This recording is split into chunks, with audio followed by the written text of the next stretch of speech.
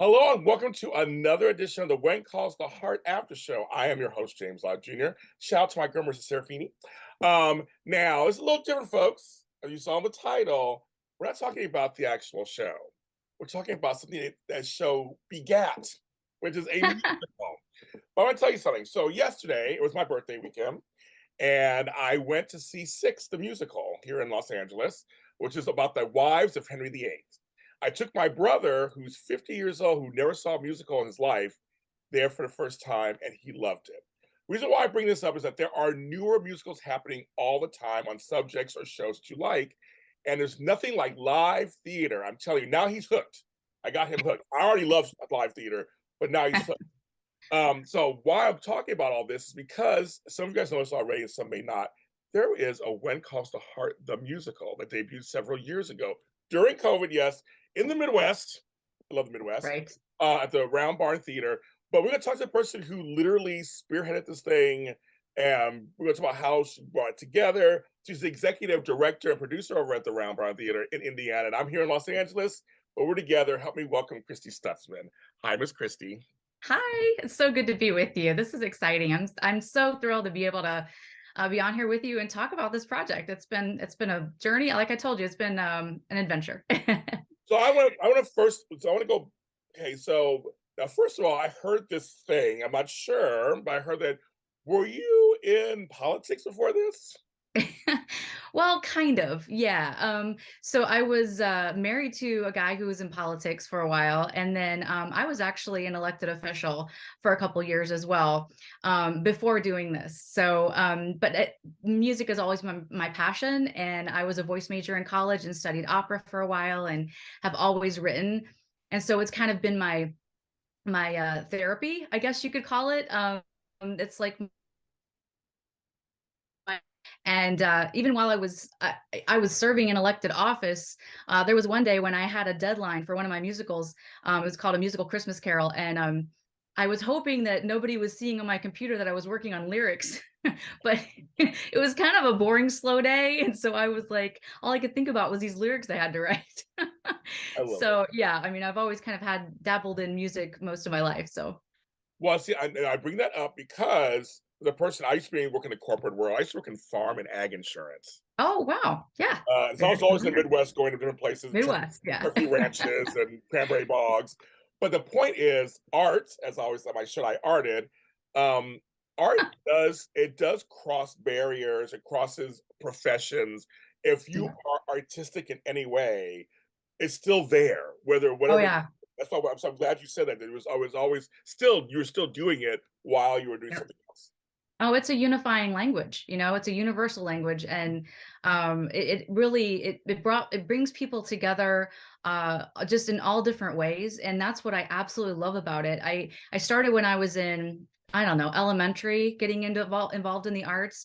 My dad was a playwright and a composer, so I was just kind of grew up around it. And so it felt normal to me. But the thing that I actually kind of stands out from my high school years. I mean, I played sports and I did other things, but I was in band. But the times that we had productions that we did, we were a team, and it wasn't just the people on the stage. It was the tech, it was the costumes, it was makeup, it was everybody. And I loved getting my fingers in all of it. And then the bond that you create at the end, whether you're in, a music group or whatever production you're in, there's always a special bond. And I think sometimes the arts get looked at as an extra, and to me they are essential. I don't know that I could live without them. And so that's something that I keep, I'm fighting for. And that's one of the things I was passionate about when I was in elected office, was fighting for the arts, because it seems like the music programs are the first things to get cut and not the football team. I mean, that's, to me, that's like, wow, wait a minute, there's a lot of kids that probably won't make this big team, but they will be able to be involved in some aspect of a theatrical production. So it brings together so many talents and so many abilities into one team, and then you make these lifelong memories that never go away. I mean, in lifelong friendships. And I love it, and I think it's very important for our culture to have. You're my new best friend. Okay, it's already decided. There's you're saying things that I say all the time on my shows, and a lot of my fans know out there, I fight for the arts because I just really do Mm-mm. think, Yep. many longtime fans know I have grandkids, I don't believe it or not. I have grandkids, and the first set, they went to art-based schools. Mm, So they were called Leonardo da Vinci schools, and they had art wow. a major program, Leonardo da Vinci, of course, Yeah. major part of the program. And I'm telling you, my grandkids are smart. I mean, they do very well in sports and in math and sciences, but they're Right. also artistic. Hmm. So they have great talents in there. And I think it's good to have kids that are well-rounded because you said later Exactly. on, I mean, no offense to anybody, but your sports are great, but only if you Yeah. actually make it into professional sports. Exactly. Yeah. These Yeah. arts, you can do a lot of things in art. Like you say, you can be behind the scenes or front of the, I mean, there's a lot of things you can do when it comes to Oh, media and production. yeah. And it's just an expression of humankind. And and there's so much variety, that and then I think that's the part that I really liked about writing, because I had never really tried my hand at writing until I was probably, well, I wrote music from the time I was 5. I wrote my first song, and that was published, and then I just kind of dabbled in it for most of my life. In college I started writing a lot more, and then after college I started really getting into it, and what I loved about it was the brainstorming process and bringing everybody to the table and seeing their different perspectives, and then kind of landing on something that worked, because it was kind of through composed. And that part, the brainstorming part, I absolutely love as well, because you get to hear everybody's perspective, and you get to hear their different takes artistically and how they would present something. And it's so fun too to hand over your piece of whatever you've written, whether it's a song or dialogue or something, and you hand it over to an actor or a singer, and you hear their interp of what you wrote, and you see it come alive in a different way, or they emphasize something that you didn't really think was there and you never realized. I mean, you wrote it, but they take it and do something, wow, and you're like, oh my word, I love that. So I love that process of starting from scratch, kind of. I mean, we have the story, we have the characters, but just getting together around the table and brainstorming with the team that we had was just, it was a lot of fun. I want to do it again. Yeah. No, I'll tell you something. I totally agree. And because I have audio dramas out there that I've written, and I'll tell you, Oh, cool. people, I tell them the biggest high that I've ever gotten. And I remember the first time I heard, I had a show called Miss Toro. It's still out there. It's on audio dramas, but I had to actually read the first page of what I wrote. I started crying. I'm a Oh, grown man in my 40s, crying, and I was just yeah. like, because there's not, there really is. You just hit it. It's like there's nothing like it because you're like, you have your own, you wrote it, so you have your own Right. feeling of what it might be. But then Hmm. someone reads it, maybe in a certain voice or a Yeah. situation, and you're right, they pick up something in it that they see, and you're like, Hmm. that works even better. Like you're like, I just started stopping. Imagine they stopped. You're like, why are you crying? I'm like, is it that bad? I go, no, it's that good. I'm fine. It's that good. It's good. It's It's good. good. It's great. But I mean, seriously, there's no. I'm sorry, there's no greater high than somebody reading your work. I I, Yeah, I it's agree with that. true. I'd be like Yeah. completely. So you hit that nail right on the head. So I want to lead to. I can talk to you. I can tell her I can talk to you forever. Uh, I guess I get to the. So okay, so you have the Round Barn Theater. So can you explain the theater? Where exactly is it in Indiana and all of that first? Let's get that. Sure. Yeah. So the Round Barn Theater's been around for like 50 years, or actually more. It's over 100 years old, and it was moved from, like, I think it was like 5 to 10 miles down the road where it is now, to a property where a gentleman was kind of collecting barns and old buildings. And so it's kind of like this collection of cabins, like pioneer cabins. I mean, it's right around a farm that is on the historical registry. And I think it's the only Amish farm that is on the historical registry. It was the original pioneer house that was built by some of the first Amish to settle in the area called Napanee. And so they still have the original house, and then they have what's called a Dottie house, which is their grandfather's house. So they build them right behind each other. And you can tour it, and you can see like how the Amish lived back in the day when they first arrived on the frontier. But then beside that, he took the round barn from a local farm and rebuilt it like piece by piece with Amish carpenters. They numbered every piece before they took it apart and then rebuilt it exactly the way it was, except they took off the back side of it and they expanded it for a stage and for some fly space and, side stage areas, and then dressing rooms. So it's kind of attached to the back of the round barn. But when you go into, and they built like a little lobby off of it as well. So as you actually go into the theater itself, when you look up, which everybody does, the ceiling is absolutely a work of art. It's got this pattern of wood pieces so intricately designed that people have actually taken pictures of it and put it on their walls. I mean, it's just really beautiful. It's like a beautiful dome, that you would see somewhere. And I think the only downside, we see about 400 people. We're about an hour south of the Michigan border, Oh, okay. in north central Indiana. So we're like 30 minutes from South Bend, Notre Dame, Okay. that area. Okay. Yeah.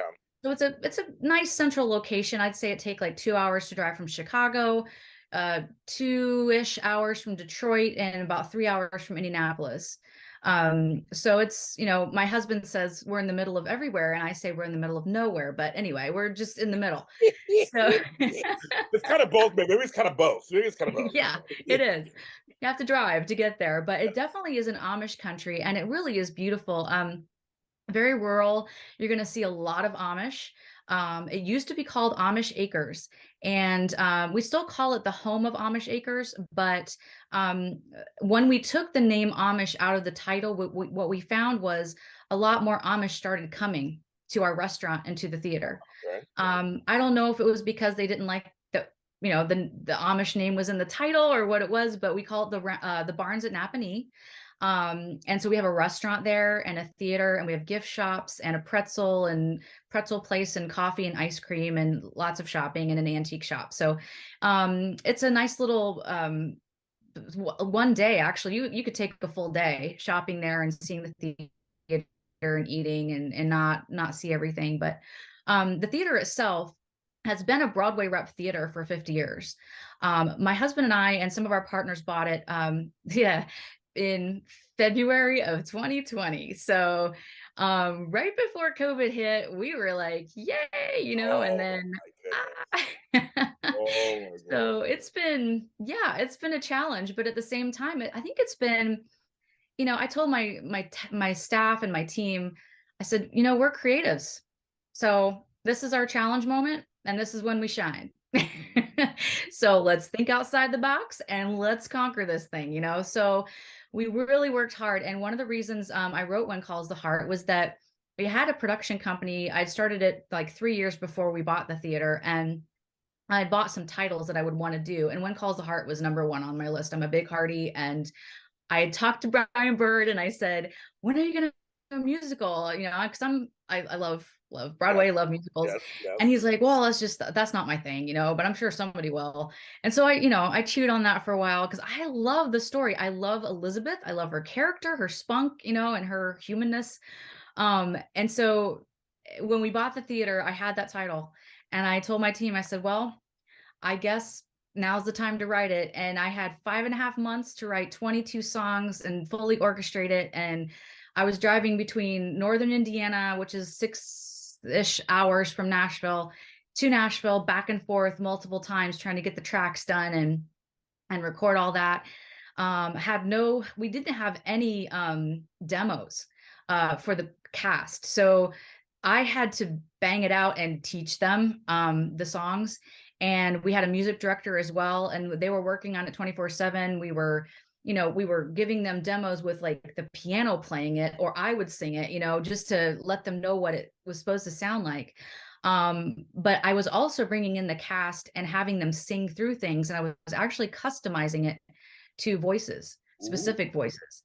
And I'd never done that before. I'd done it one time for like a quartet, but this is totally different. You're talking like, the recitative part of aria type of thing where you're going from interaction to singing the main solo. And so that was definitely fun, bringing them in and having them sing it and going, yeah, no, that's not working. So I'm going to change that, or I'm going to adjust the key or whatever. So it was definitely a in microcosm, it was a workshopping in a 5.5 months period. As I rolled off the press, they sang them, they practiced them, we adjusted it, we tried it again. In fact, this one kid, he was playing a role in it, and I sent him. I called him and I said, "Hey, I'm in Nashville. I got a track. I got to check and see if it's going to work for you." I said, "Can I send it to you?" He goes, "Well, I'm at the beach right now." And I said, "Oh, well, can you get it on your phone?" And he goes, "I'll try." So he climbs in his car and he listens to it and he sings along with it. And I sent him the PDF of the score. And then Yes. he calls me back. "Yeah, I think it needs to be like a half step lower." And I'm like, "Okay, good to know. I'm in the studio." I love it. Love it. I love So it. it was that type of process. I don't want to ever really go through that much of a squished time again, Yes. but it was definitely, like I said, it was an adventure. I want people to know at home, put in a little context. To write 22 songs in like 5 months. I mean, people think it's not, it's a creative process and you can't really put it, you can't put a time on creativity, kind of. You can, Kind of, yeah. right. So people at home should know that this is an extraordinary feat because I scored a soundtrack and it took me a full year to do Yeah, it. And that was like maybe 13 songs. So I mean, like it took me yeah, a full year because for you, you're creating the storyline in song. right. And like I said, trying to figure out who's, I mean, this is a male lead, a female lead background. Like it's, and the songs are really beautiful. They're very lush. I love them. They're very Thank you. theatrical. Yes, That when I yeah. heard the songs, I was like, okay, no, they sound like they're on stage. Like it sounds like that's what you know. I really love it. Oh, Um, thank you. but I just want people at home to know that usually it can be done. She did it, obviously, it could be done, but it's not a normal. Like she said, it's not a normal way. Right.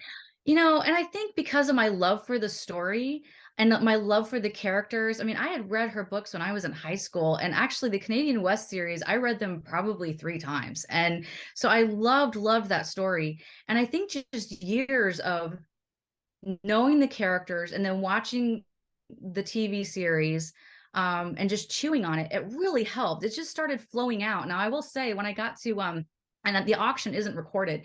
It's only on the video. We didn't have time to record the auction, but the auction is actually, it reminds me of the opening scene in Music Man, where it's all spoken in time, Yes, yes. and I kind of went with this bluegrass feel underneath the auction. But the guy had to speak it in time, and then there was dialogue in between auction part 1, 2, and 3.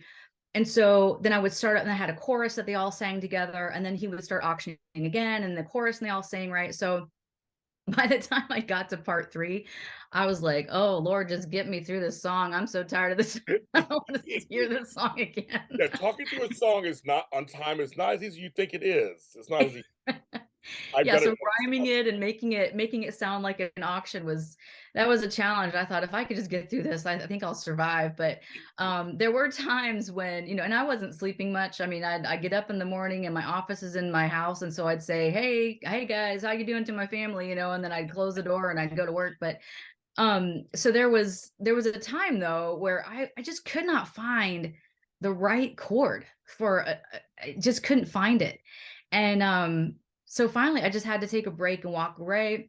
I said a prayer. I said, "Please just help me, Lord." And I just put my hands on the keys, and boom, there was the chord. It was there. And I didn't dare move my fingers. I just looked at him and I'm like, "Okay, write it down, write it That is, yes. Divine intervention. I know how that is sometimes. Just like it down." types itself. It works itself. It Yes. was there. It was there. I want to ask you something. So not going too much of the weeds, but I love this kind of stuff because I'm a writer too. Um, okay, so I read the books also, and actually we reviewed the books. We did a whole book club on it. The books, Sweet. and the books obviously are different than the series.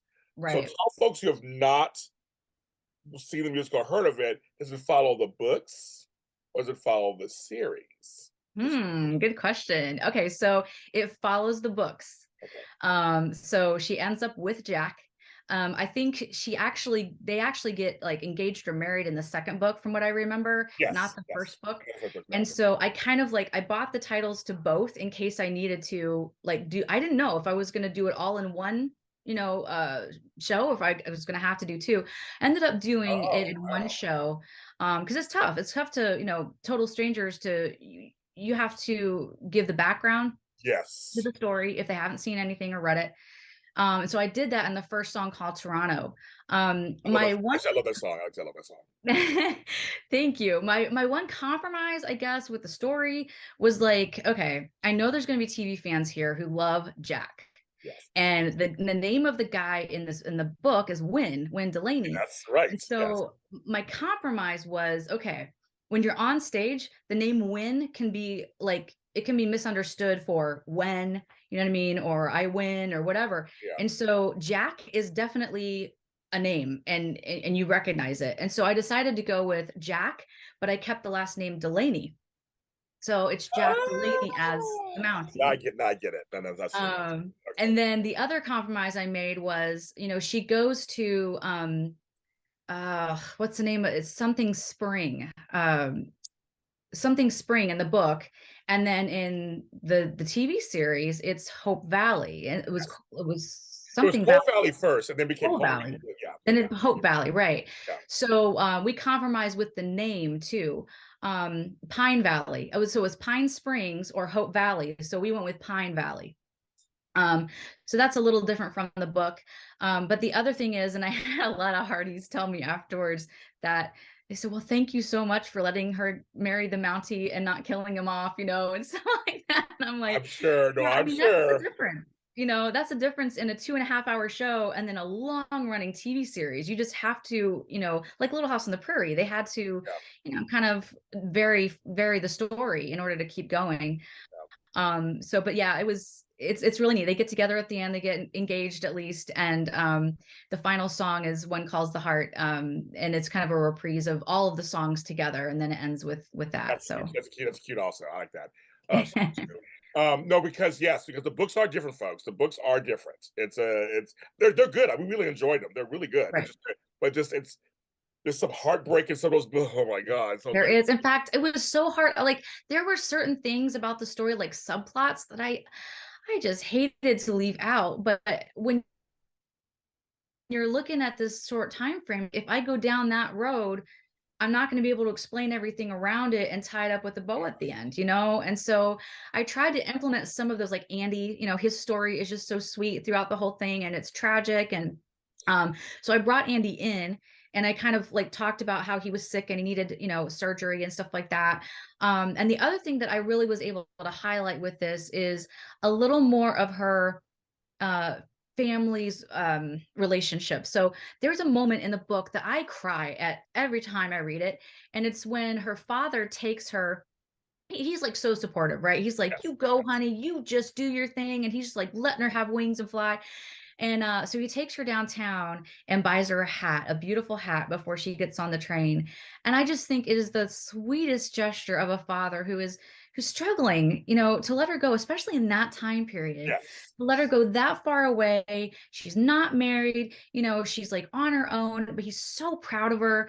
And he just buys her this beautiful hat to send her off. And so that moment is what I wrote the song for. And it's Does He Know? Where she's talking about, in the back of her mind, does he know how much he means to me? Does he know how hard this is? And then he sings, does she know, how this is killing me, basically, and I'm dying inside, but at the same time, I'm so proud of her.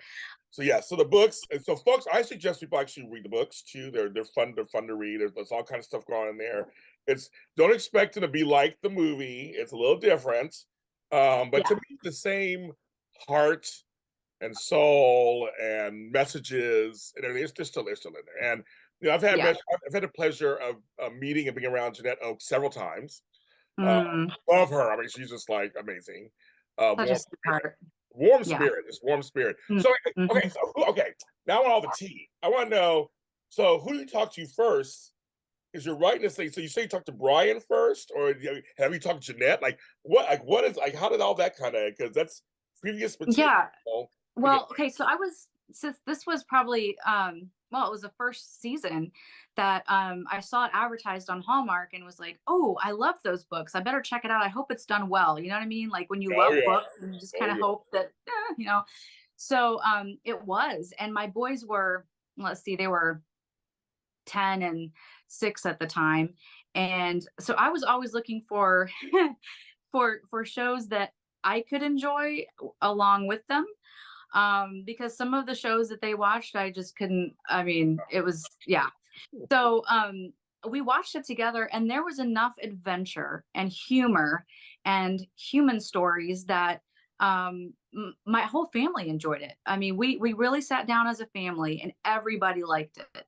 And I thought, man, I'm so glad this was done well, and I'm also glad that it got produced. And then my mind started running to, well, like, I wonder what it took to produce this, because I'd love to see more programming like this. There were just so many themes. I remember one of the episodes, it was dealing with a guy who had lost his leg. He had had to have amputation because of um, the the accident that happened, you know, in the coal mine. Yeah. And when he came back, he kind of had PTSD, and he was dealing with um, like survivor syndrome. Well, I knew a lot of military families that had dealt with those same issues. And I just thought, man, they're really, this is a show that they're using to hit things that are happening today in real lives. And we need that. We need a good approach to that and talking about tough issues, but in a way that, you know, I can sit down with my kids and feel comfortable watching it. And so I was reaching out, I think it was on Twitter.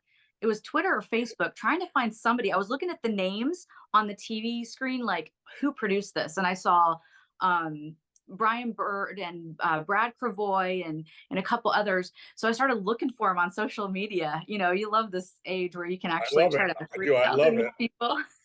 Love it. So I reached out and said, hey, I'm a mom of two little boys, and I absolutely love your show. I would love to know what it took to produce this, and how can we get more? And is there going to be more seasons? You know, just had all these questions. And Brian Bird wrote back to me, Same. and I couldn't believe it. I was like, oh my word, this is one of the writers, producers, and he's writing back to me. And he goes, I don't think you want to hear how long of a story this is that it took to produce this. But I said, no, no, I do. I really want to know what it took. And so we kind of communicated a little bit. I think it was Facebook Messenger or Twitter or something. And so I was out in Virginia. My husband was in Congress at the time. And I said, you know, some of the stories that you've told me about what it took to produce this it's absolutely ridiculous. I said, some of it is government related regulations or bureaucracy or whatever. And I really think people should know about this, especially people that can make a difference on these issues. Because if you were blocked, you know, you have ran into all kinds of trouble. Who knows who else has run into that? And what if there's a way to make it easier for you guys to produce content like this? And so we invited him out and had him speak and just told a story, you know, of what he had to go through to produce it. And so then he was like, hey, you know what, you guys, you should come to the set. And of course, I was like in awe. I was kind of like Yeah, I know, starstruck. right? And I Yes. told my husband, I said, for my vacation this year, for our family vacation, I want to go to Vancouver and see the set. That's what I want to do. So Yeah, we planned our family vacation to go up there and visit the set. yes. And there I got to talk to Brad Cravoy. I got to talk to Aaron Krakow. And I really saw what they were doing as far as like the storylines and how they were collaborating with each other on which way to go with the storylines. And I just thought it was a really neat atmosphere and culture on set. I love that part. And so then I stayed in contact with Brian after that. And as we, you know, bought this theater and stuff, I told him, I said, well, I'm thinking about doing one called The Heart the Musical. And I said, I need to reach out to the publisher and make sure everything's okay and stuff. So he got me connected with them. Yeah. But yeah, that's how it happened. It was funny because this show, I was working at a place called AfterBuzz TV here in North Hollywood. It was a channel, and I was a host and producer. And one of my producers, Miss Serafini, was like, James, you liked Little House on the Prairie. You liked the Waltons. Like, yeah, that's my time period. I like all this stuff. I used to check. So here's your homework. Here's the film. Here's the first season. Tell what you think. You have a weekend to watch it. Tell what you think. So these little things. Yes, ma'am. I mean, she's like half my age. I do whatever she tells me. Yes, ma'am. What do you want? Smart. And Yeah. yeah, I grew up with seven sisters. I listen to my women, and the women tell me what to do. I just do what they tell me. I'm smart. Yeah. Um, so Very look, smart. Yeah. I'm very smart. But I watched it, and of course the film's a little different. They had different actors, a whole different thing. But I enjoyed it so much because it reminded me of that. When you said about the family thing, for me, which got me was the Cody storyline the first season, Mm, Cody and sister and Abigail. And it's that yes. whole thing. It was like because it's again, they do what they do really well on this show is they have the children's stories and the adult Yeah. stories, and they kind of work. So all Right. ages can watch it and relate on some level. They've always had Right. they have great child actors, great. I've interviewed many of them, but great child actors. Yeah, So great. I just want to make sure I say that because I was like, I just that's nothing too I love, but I love that kind of programming. That's kind of stuff I liked. Mhm. Also, I loved watching that stuff. But it's just it's just like I mean, yes, I did watch my zombies and stuff too, but I like but this stuff was like I mean, it was like I always call it comfort food, and Brian always laughs when I say Mhm. it's like I said, it feels like when I'm eating cornbread and I'm eating a good Oh, steak yeah. or something. Like it's I always feel good afterwards. I Yes. watch an Yeah. episode. Yeah, Mhm. it's so uplifting. It really is, and the way they run the storylines and stuff, it keeps your attention. But there's, like I said, there's so many relatable storylines that they have going, and I mean, when with the whole debate about who she was going to marry and things like Oh, that, I yeah, I think that remember was all a that. Yes, I remember fun. all that. Yes. I mean, I know it was difficult, but at the same time, I really feel like that was a fun exercise in exploring how you would react in that situation. If you lose someone that you love so much and then you try to move on and trying to make the decision of, what do I do and do I love again and just all those things. I just think that they really made it relatable. I mean, I have friends who have lost a spouse and Yeah. it's a very, very difficult time. I think they just handled it so well. Showing the tragedy, but also showing triumph is just it's something that we need to see more of Yeah. for sure. But also it's a great exercise for the audience, like, so should she go back with another Mountie? Yeah, Everybody just assumes that'll be a thing, so it's so right. yeah, I agree. We won't get into it too much because, like I said, I lived through the whole situation of that, all that stuff. I wrote a couple books about it too. You can get it on Amazon. Okay. I did my books. I did. And but no, but yeah. So I think that just love the show completely. And yes, folks, we're back to season 10, doing the after show. Don't worry, we're doing back for that. Um, okay, Awesome. so this is all pre-pandemic. We didn't know Right. pandemic was coming. You're writing a show. You're putting it together bit by bit. A little Broadway. You're putting it together and all this stuff. So, what was the plan? Like, did you have a plan on when originally you wanted to release it? Was it always the same date, or was it something different? Yeah, I always say that I had a 5-year plan that turned into a 5.5-month plan. That's fast. Yes. Yeah, so I mean, it was kind of like this rushed process out of necessity because really we couldn't get licensing out of New York for any shows. They froze licensing during that time.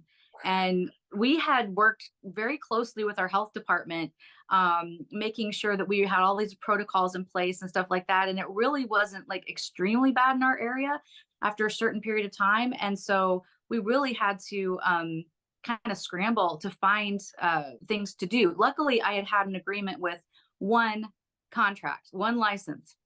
We did Into the Woods that year, and we didn't open until I think it was July or August of that year, and that even was early. Yeah. And we had all these limitations, that we were going through. I mean, the long list of protocols we had to do, just protecting the actors, protecting everybody, and we opened successfully. It was slow at first, but at the same time, we kind of found our way through that first year. And during that time that we were mounting 3 shows for one season, that's all we could fit in. We usually do 6 to 7. Yeah. I was writing One Calls the Heart and hoping that it would be better, the next year. And it was, it was, Yeah. it was somewhat better. But One Calls the Heart was the highlight, I believe, of our year. That next year in 2021. And so during COVID, and I think there was a lot of people that were creating during that time when you're Word. locked down and at home and you're kind of just like you have time to think.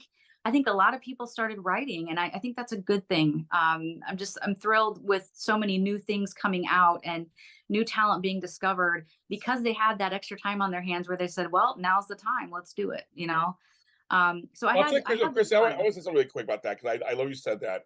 I just want to piggyback really quick and say, I think I always said this out of kind of tragic times, we do get beautiful art sometimes. You go in the Yes. past, some things are beauty can be born out of a Mm, time that could be not so beautiful.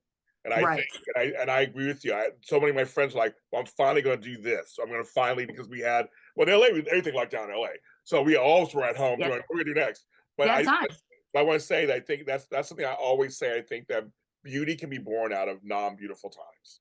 Right. I so agree. And it was, it's thrilling to me as a composer and as a writer to connect with people who are kind of new to it and started at that time. I just really think that there was just all of a sudden this blossoming of discovery, for creative people and creative outlets. And that thrills me because there's nothing more beautiful than an original creation, just kind of giving birth to that and seeing it take wings and fly, and seeing where it goes. But so my plan was, to do the show and then to make it available for licensing. We ended up doing the show 2 years in a row because of COVID, and it was still not good in Yeah, 2021. And there was a lot of people who wanted to see it. I'm sure. We did a second run of it in 2022, and that went really well. So we were thrilled with that. And then my next job, I guess, was getting it ready for licensing. And so we are licensing it. I'm getting inquiries all the time. There's a premiere of it down in Florida. Two groups are doing it down in Florida, and then it's also going to do a run in a much smaller theater. I'm going to have to customize it a little bit for them, but in it's called the Blue Gate Theater in Shipshewana, Indiana, which again is a Amish community. Yeah. And so they're doing When Calls the Heart next year, August through December, I believe. So that's kind of been my goal, is to get it out there. Now, I mean, I'd love to see it on big stages or take it on a tour to, different big cities. That's kind of my dream as well. And we could do that eventually. But because of COVID and everything, we just don't have, Yeah. the wherewithal to pay for that. It's really expensive to do. But we had talked about it, and we actually visited Branson and a couple other places. I'll say Brampton. I was gonna say that. Yeah. Yeah, Pigeon Forge, we looked at those, and it just financially wasn't gonna work for us at the time, but that's kind of our hope and dream, is to take it on the road a little bit. So If I was rich, I'd bring it to Los Angeles if I could. If I was rich, I'd bring it here. yeah. We have great theaters here. I would love to see it on a big theater. I'd love to see it I on would too. Broadway. I'd love to see it on Broadway, Oh, even off yeah, Broadway. That'd be like a I dream, would right? love that. Dream. Well, I mean, shows like Six and others, I mean, they've started off in a smaller venue, Mhm. and then I think there's been some that went on like cruises, cruise Yes, ships, yes, yes, yes, yes. and then they make it to Broadway, Yeah, and so yeah. the path to Broadway is not the same as it used to be in years before. So, I mean, I think all bets are off. I mean, you can kind of go at it the way you want to go at it, but I think my goal would be to take it to places where we have a lot of parties, a lot of people who love the show, and there's kind of a demand, for it there. So we're kind of looking at that. But then in the meantime, I'm working on the next one. So Yeah. I am working on Jeanette Oakes' "Love Comes Softly" right now, I and read writing that. that That musical. other, yes, I know that one. Yes. Okay. Yeah. Oh, funny. Oh, good. I love it. So Well, so what was Jeanette's? Has she seen the musical? Has she heard about? Like, what are her thoughts? She has any thoughts with you? she came last year. She couldn't come 2021 because the borders were closed, and she's up in Canada, and and her husband wasn't doing well. Her husband actually passed away in 2021, and so 2022 she hadn't seen her kids who live in my area. They live like 30 minutes away from me. She hadn't seen them, I think she said, in like 4 years. So she came down, planned a big family reunion. The whole family came. But the first year, the family that was in the area came as our special guests. And boy, some of the things they shared were so neat. They shared with us that when their mom was writing the first series of books, they would come home from high school. They were in high school, and she would ask them to help her type out copies of it to send off to publishers and editors. And so her boys had to type these books. Wow. And her one son said, after one day of typing, he goes up to his mom. He says, "Mom, I'm sorry, but I just don't think this is going to sell. I mean, it doesn't appeal to me at all. She just looked at him and she said, "That's okay, honey. It's not written for you." I love it. I love it. Oh my She god. knew her audience You for did your sure. audience. Right. See what's going on. And so he was like, and yep, well, she was right. Mom was right. She was always right. Yeah. But they said that, she was just always writing. And I asked her when she came, I said, did you like, she loved it. She was so sweet about it. And she said she really, that we caught the essence of Elizabeth, and her comedic timing and her humanness, and Jack too, he's stuck his foot in his mouth so many times. And she loved the whole romantic comedy approach to it, because it is a comedy. Yeah. It's just so, it's funny, it's really funny, and there's moments in that book that are hilarious, Mhm. and then there's moments in the book that are poetic. I think the whole first chapter lends itself to a poetic feel. I mean, when Elizabeth is describing herself and her experience, um, as a writer, as a lyricist, it was easy for me to write poetry out of that. I mean, it just came naturally as I read it. And the other thing that we did with the show, that I think sets it apart, is we break the fourth wall with Elizabeth. So I wanted to capture how Elizabeth was feeling inside her head, because it was so important to the story, because she would be thinking one thing, but then saying another thing, because she didn't really want to say everything she was thinking. And some of the things she was thinking were hilarious. I mean, her reactions to certain people, whether it was, you know, um, uh, the superintendent out in Calgary, when she, Mr. Higgins, Yes. there's so many comedic things that she was thinking in her head, this ongoing dialogue, and I hated to miss that. How do you present that on stage and let people know how she's feeling?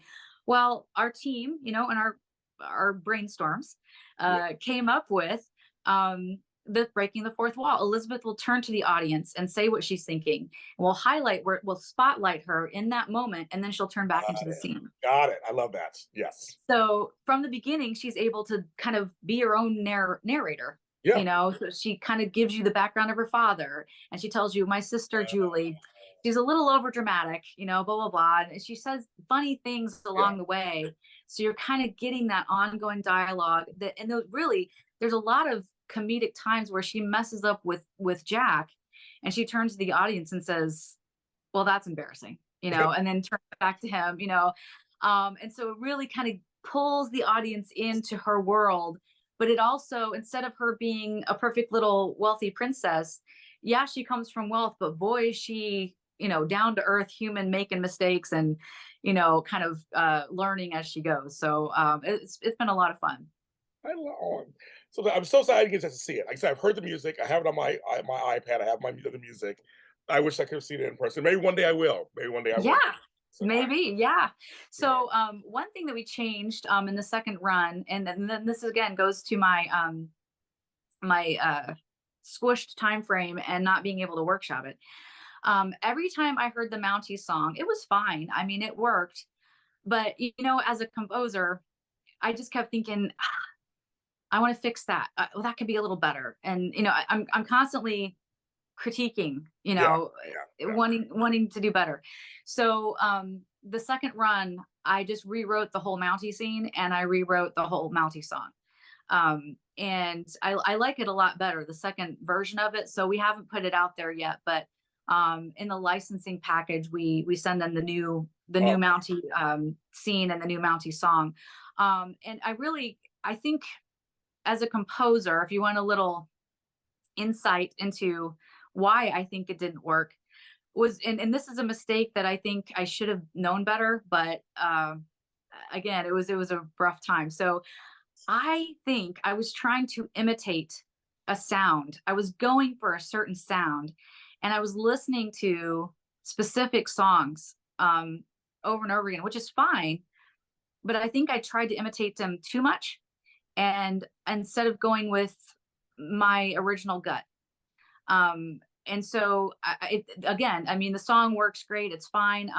But I think the other thing that's, I think, little behind the scenes into my mind as I'm rewriting it is, while I was rewriting it, the whole conflict in Ukraine started happening. oh, okay. And I started seeing those people you know, normal people Yeah, just yeah. fighting for their freedom. And it was very poignant. And so I was kind of inspired by that. And I find that, in real life situations, the inspiration comes even more than if I'm trying to imitate someone else's approach to the same subject matter. Mm, If I take it from real life, and I allow my heart to be open to a message that I feel like needs to get out there, then the melody flows and then the words flow a little better. And so that's kind of like one of the things that I felt was a little bit of a weakness, and I had the chance, the opportunity on the second run to kind of address it and try my hand at it again. yeah, yeah, that's very cool, actually. That's good. That's actually, it's cool you were able to do that. And some musicals have done it before too. They have updated things, and Yeah, I said now you're not in that clinch of trying to get something done at a certain time. You also, you have a little more time, a little more experience behind your back. Like all this stuff comes up, and you can, let me look yeah, at this song one more time and like really work that out. So I love that. I mean, it's yeah. I do. I love it. I mean, I literally could talk to you forever. I mean, I'm so, as a Hardy, I was very pleased to see this because I'm also a theater person. I just really think that people should give live theater a chance. I know people go to concerts and stuff. Same deal. Go to Yes, when you're in, you're part of it. It's an immersive experience when you go to a theater and go to see a musical or a play. You're there. The stage people on stage feel you while you're in the audience, and you can yes. feel them while you're watching them, right? That's the whole thing, isn't it? Yes, exactly. In fact, if we ever do a video to make it available to the public, I think my one stipulation is going to be, I don't care where the cameras have to be placed or anything like that. I want the audience to be live, Okay, because yes. there's no way you can capture or you can do like a laugh track or anything that is as organic as being in the theater. I would want the feeling of being in the theater and feeling the audience react organically to what's going on stage, because really, I mean, when you're on stage, that pulls the audience pulls it out of you. I saw it happen over and over again. I don't know whether, us performers are hams or whatever it is, but as the audience reacts, you just kind of up your game. I mean, you get in the zone and you just kind of give and give more. And I saw my actors doing that. In fact, the one guy who played Mr. Higgins, both guys actually, I had two different guys play it in the 2 years we had it. But the original guy, I could tell that he was naturally funny. Okay. And I I saw this like raw talent and I knew he had it. He was so good he probably could do improv. And so I did I freeze? Am I okay? No, All you're right. fine, you're fine, you're totally fine. Okay. So I told him, I said, you have total freedom to kind of like improvise, because there's plenty of time for you to talk while Mr. Higgins is being sung because he's doing all this action and stuff. Oh, yeah. He sings here and there, but I would have loved to have had a little more time to write like little lines because he's so egotistical and obnoxious. And so I was like, you have free reign to just experiment, So he did. And I tell you, I watched it like I don't know how many times Yeah, that yeah. first run because I was analyzing it. And I was the first one to laugh at some of the things he came up with. It was hilarious. So, Yeah. I mean, that part came because there was an audience there, and as he said something, they laughed, and then that got his wheels turning, and he's like, "Oh yeah, we'll watch this one," and he didn't come up with something else. So I it's love it. fun. Well, Christy, thanks for what you do. Thanks for contributing to the arts. She's arting, folks. She's arting all the time. I am. Arting all the time. I love I it. love And that T-shirt. I have to find one for you, so I gotta find it again. I That's can't find it awesome. anywhere. I gotta find it, but I love this thing. But no, I love that we have another art enthusiast who's actually someone who's actually trying to make art also available to the Yeah, public. And again, wherever you see this, find your local theaters, find out what's going on. I mean, and yeah. see who's producing stuff. And as you said, it's so diverse these days. You may find something you like. My brother was a huge Tudors, Henry VIII, the whole thing. When I talk about 60s, like what? I go, I'm saying they're making musicals out of everything. So it's like just seriously, Everything. literally, there's some great. We love the classics, but there's some really Right. great new stuff out there that people are trying from everywhere. So just check out, just Yeah. support the arts, support And I local. think it's time too. I mean, we have the classics, which is good, but I think it's really time for new material. And I think it's there's a lot out there. And yeah, I mean, I would encourage people, if they want to go to their local theater and suggest this show, tell them Yes. it's licensable, and it's comedy and people love to laugh. And especially during COVID, we needed to laugh. That's one of the reasons I really wanted to make it funny. Yeah. But just it's available. It's at cmishows.com, and it's available for licensing. And so it's something that I feel like there's a lot out there. I mean, there's stuff down in Indianapolis where they're trying things pre-Broadway, and they're making concerts out of it. And I think it's just so important to support that. So thank you for what you're doing too. I mean, goodness, that's so awesome. It's my pleasure. No, my pleasure. I'll always champion art as long as I'm still here on this earth. I'll always champion art. And Awesome. I have a branch of JLJ Media that's in Clinton, Indiana, so I know Indiana a little bit. Yeah. So shout out to Okay. my co-producers and everything over there. We're producing stuff out of there. So Awesome. I mean, I love the Midwest. This is my favorite things. My family's over there. But Christy Stutzman, and it's the Round Barn Theater. Are you guys on Facebook and stuff? I think you guys are. You guys Yeah, are. we're on Facebook, Round Barn Theater, and we're the Barns at Napanee. I'm also on Facebook and Instagram, so it's Music by Christy on Facebook. And there's also musicbychristy.com where you can see all my other shows as well that I'm producing, and you can like listen to snippets and stuff of the different things. And the music is actually on Apple Music and Spotify everywhere. I yeah, got it on my Spotify. It's out there. And Apple. No, no, yeah, Apple. No, Apple. So it was Apple. I got it on Apple. That's what iTunes. What do they call okay, it? It's Apple iTunes. iTunes, yeah, It's yep, there, folks. And I have it. I've been playing it, so I do. I love it. And I'm gonna find it so we can follow each other. Definitely. awesome. And Okay, good luck on the next thing you're working on. Like you say, thank you you're so next much. thing. So I mean, good luck to that too. Christy Stutzman, out you guys. This is the When Call Start After Show. I am James Lott Jr. Our after show is audio, so you can listen to it audio on all streaming service platforms, and it's video on my channel, JLJ Media. I'm the JLJ of JLJ Media, so of course. So follow us there for When Calls to Heart, When Hope Calls. That was a spinoff. We have all kinds of interviews and reviews, and Brian Bird, of course, comes to our show every season at the end and Wow, talks with us, and we love Brian. So shout out to Brian and everybody it's over there. awesome. He's the greatest. And thank you very much for watching or listening, and we'll see you next time.